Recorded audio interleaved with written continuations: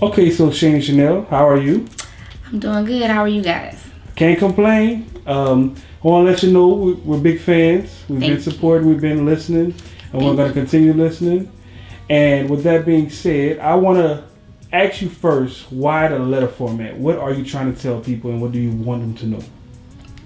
Well, first of all, thank you for enjoying what I do so far. And the letter format was more of a kind of like a coming out type thing for me, because I feel like, people might have I know, people know you are who you are in your younger days and stuff like that, but people probably knew me before, but they didn't get to really experience me as a growing individual. So music has always been the way I've expressed myself. And when you're a misunderstood person and then you're a creative person and then people think they know you, it's just, it can be a lot sometimes. But the letter format was a way for me to just introduce myself in a way that, this is exactly who it is. Because when you think about a letter, you can't write a letter, send it to somebody, and then go to their house and get it back. Now, whatever you put in there is what it is. This is how I explain who I am. This is my thoughts, my melodies, my heart songs. That's all of that rolled in. That's what it is in these letters, in these letter formats that I've been given with my EPs. Okay. I understand that. So, with that being said, please tell me the thought process behind the very first song I heard from you, Fallen. Fallen is actually a conversation between God and I. The Lord had gave me an opportunity to go to record this song at in Atlanta at the First Grand Hustle. Shout out to DJ your boy Earl for setting that up, and also shout out to the engineer Champ Daly, because he had me sounding right up in there. But when the opportunity showed up, I was like, I have nothing. I had nothing prepared.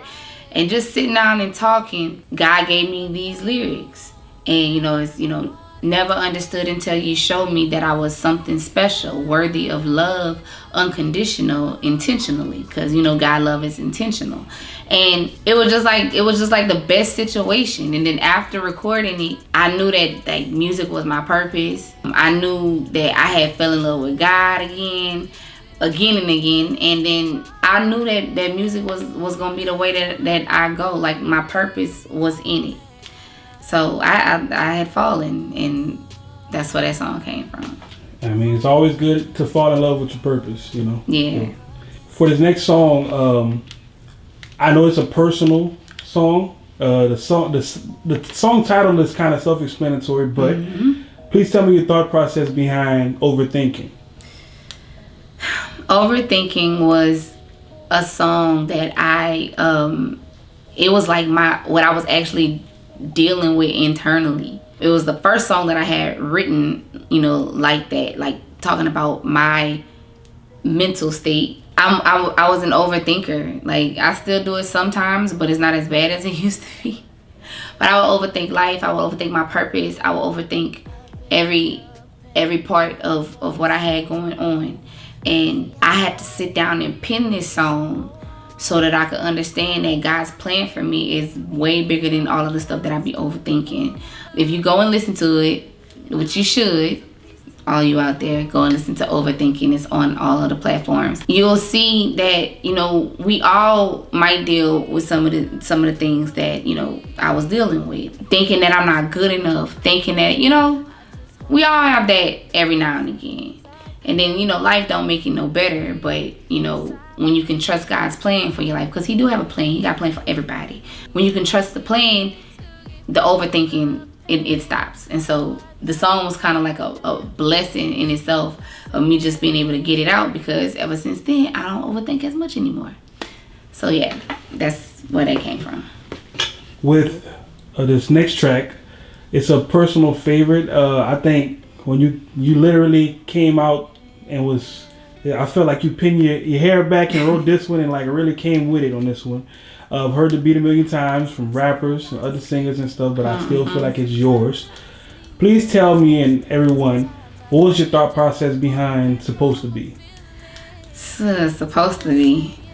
Actually, at that point in time, I ain't had no hair. I had to,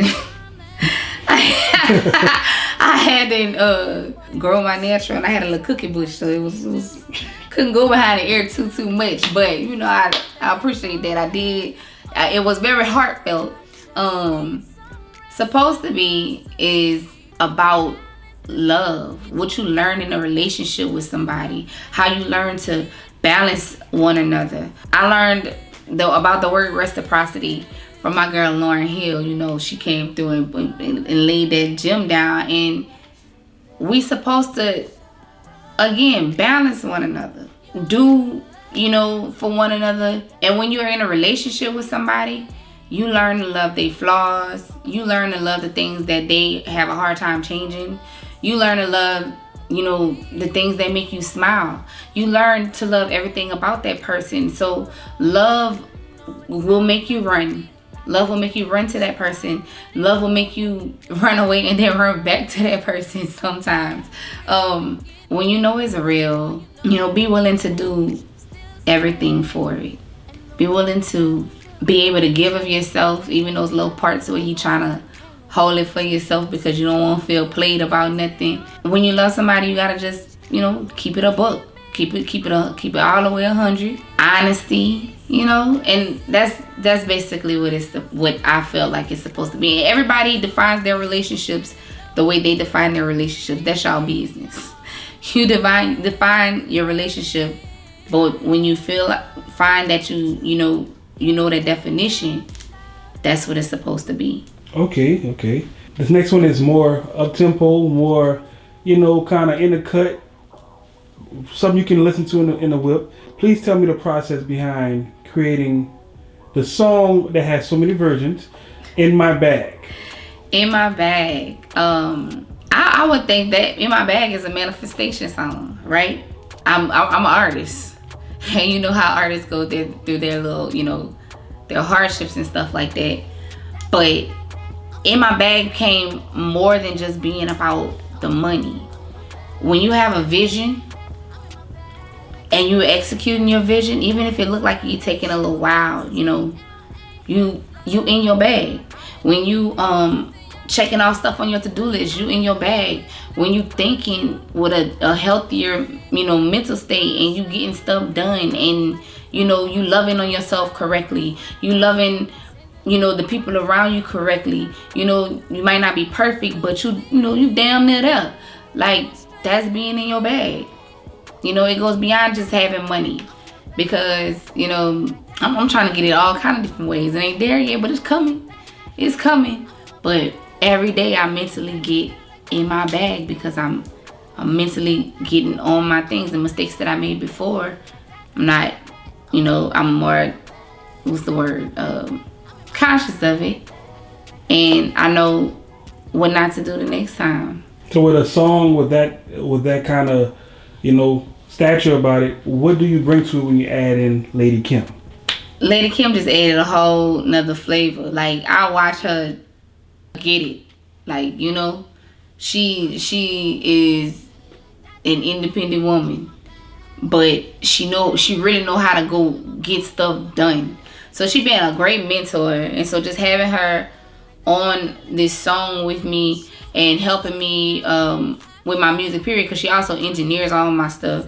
Just having her be a part of the project, being able to learn from her, being able to just watch her work is very inspiring. So it just added a whole nother flavor. She come in, she do what she do. So, and I'm very appreciative of all of that. This J Trax was the first producer of the first song. And then Nino Beige and Track Addicts Music, they came in with the second version of it. And like, both of them just sit in the pocket so well. Like, they work so well. And so, I'm appreciative of all of the people that have helped me with all of the music that I've made. Like, I appreciate every producer that has either voluntarily had a hand in it, or or involuntary. YouTube. Thank y'all for the YouTube beats. I appreciate you. And then thank you for the people who done gave me beats. I appreciate you for all of that. Because we click and it just becomes something great. So I appreciate all of y'all. Tariq Beats, he probably don't even know who I am, but it's fine. Maybe I can fall into you and you can check that out. Nino Bay, Track Addicts Music, J Tracks, Kojak. I appreciate him because he did a lot of Sincerely Shani. He did a lot of Sincerely Shani. Roka Tensei and Thai Beats. These are the YouTube. When J Dot, I appreciate him too because he didn't get it together. He done came through. Oh, he made it together? Yeah. Oh, I didn't see a lot of his beats too. His beats go so hard, like so hard. So is this next one? I believe I could be wrong, but I believe this is a Kojak song. Read Your Notes. Is that? It is his. Okay, so tell us the thought process behind Read Your Notes, because you moonwalked on there. Read Your Notes. Well, when I heard the beat, I was like, man, this is a message song. It's real smooth. It's a message song, and really, it's just to encourage women all over the world to read your notes on who you are, because you know who you are. You know your worth. You don't have to accept just anything. You don't have to accept not being happy. You don't have to accept none of that. And like a lot of the happiness that we need is found all within reassuring ourselves of who we are, not getting validation from nobody else. And so Read Your Notes is basically me telling you, you already know how this go. You done had, like, we grown. We've been having our heart broken before, so we know how things go. We know how to see what's what. You know what I'm saying? We know these things. Read your notes. Don't be up in here. If you in med school letting a nigga keep you from getting your white coat, don't be doing that. Read your notes, sis. Love on you again. Love on you. Appreciate all that is you. Really, because you're beautiful. You're blessed. And God has a lot that he want to do with you individually. And don't let love keep you in a situation where you unhappy. Read your notes. It's in here. This next song, kind of a little mini catered to you right out the 90s. Time Machine, which branded monikers, SWVs, everything. This next song, I had the pleasure of helping you on the visual. Yes. And it's a greatly written song. Please tell us the thought process behind Time for You. Time for You. Because we need time too, y'all. We can't just be giving y'all all the time. Y'all gotta give something back, Right. I mean, that's, and today's woman is, we very independent. We very go-getting. Our dreams, they at the forefront. Just be real. What we want, and it's not because we're not worried about nobody else. It's because we want to be great helpmates for men too.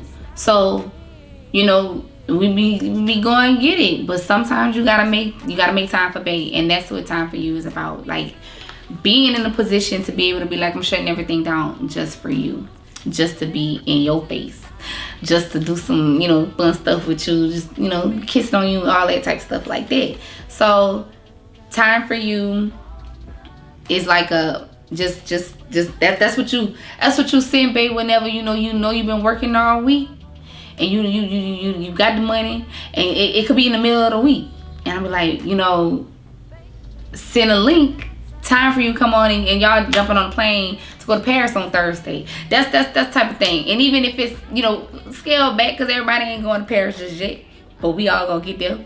Letting them know that you're making time just for him. Like you just want to put everything aside, and y'all not just cater to him. Y'all cater to each other. Y'all make him feel great. Because I firmly believe that women should spoil their men, and vice versa. It should be, everything is both. Like radio. Everything is both. The word is reciprocity. Reciprocity. Time for You is being able to shut everything down just to love on bae. All right, so with this last song, I believe this is the last song, because I'll be all day asking about all your music. Yes. I love this song. Everybody I played it for, who Even played it for me. You know, we all love this song. I appreciate y'all. And you know, you got good reviews, real good reviews. For people was waiting for this song. Tell everybody what can they get when they hear All You Need. What would the experience be like, and what was it like making it? All You Need is kind of like a declaration. In so many words, it's like, you know, I'm aware of what I bring to the table. We've been doing this for a little minute, and I'm not trying to rush you, but I'm letting you know I want you, and I feel like I'm all you need, and I'll be all that you need. You kind of just letting you letting the person know how you feel, because you should go and listen to the verses. You'll see. You let a person know how you feel, and that you feel like I'm all right. I know what you want, and I'm all that. Let's not waste no more time. Cause you know, when you're a union, you blessed. Like when you find your person, like the person that, you know, just does it for you, and it just everything works. It's a blessed situation. And so you let them know I'm all you need, and I'm not about to keep telling you. No, I'm not gonna change shit to prove it. Cause like I've been telling you, you know, I'm all you need. Not saying make a decision. But the ball is in your court. The ball in your court. Like, I'm letting you know. Yeah. And you don't want to be like the nigga that took Beyonce to prom. I'm just saying. Yeah. You don't want to be him. Facts. You don't want to be that guy. So, who produced All You Need? All You Need. Okay, so All You Need is by Nino Beige. She's one half of the producers that made In My Bag. He be commenting on your stuff. So, like, I be seeing him. So yeah, shout out to him. Shout out to him. Shout out to all of them, but shout out to him. Shout out to all of them. Me and Nino work really well together. And from so the first time I think he ever heard any music that I had, he just sent me some beats. He just said, you know, I wanted to sing you some. And that beat was the very first beat it was in the very first stack, the very first song of the very first email he ever sent me. And it went hard. Like, it just flowed. Like, I love a beat where you get on it and everything just flows. And you have all you need. And you have all of these other songs we talked about. Because of the producers. The producers is the truth. And I appreciate y'all. Every last one. All right. And with that all being said, Shani, it was my pleasure sitting with you. I greatly appreciate you as a person, as an artist. And I appreciate where you're going to go with your art. Please tell people where they can find your music, find you, and anything you want them to know. So you can find me on everything at this point. You can Google me, baby. I'm on there. Shani. I'm Googleable. That's the word. Googleable. That's the word. You can find me just Shani Shanell, SHANI, and then SHANELL. I'm on Spotify. I'm on Apple Music. I am on YouTube. You can subscribe to my channel. Shani Shanell, spelled the same exact way. I'm about to get this TikTok popping. You on Tidal too? Oh yeah, I'm on Tidal. I'm on everything. All of the digital platforms, I'm there. TikTok is officially.shani. Follow all of the other stuff, and then I'll direct you to my Twitter. Cause I need to get my Twitter back popping too, man. My Twitter. But yeah, follow me. I mean, just, you know, look me up. I think you'll enjoy, because that's what I'm trying to create. I just want to create music that people will enjoy again. Light and love, and, you know, just feel good music. Like, that's the main goal. So if that's what you're looking for, that's what I'm trying to bring to y'all. Okay. Words from a queen. It was nice talking to you. It was great talking to y'all too. I love all y'all. Thank y'all so much for everything. We're back and forth for a while now. I done proved to you that I can hold you down. You seem like you got some sense. You know girls like me just don't come around.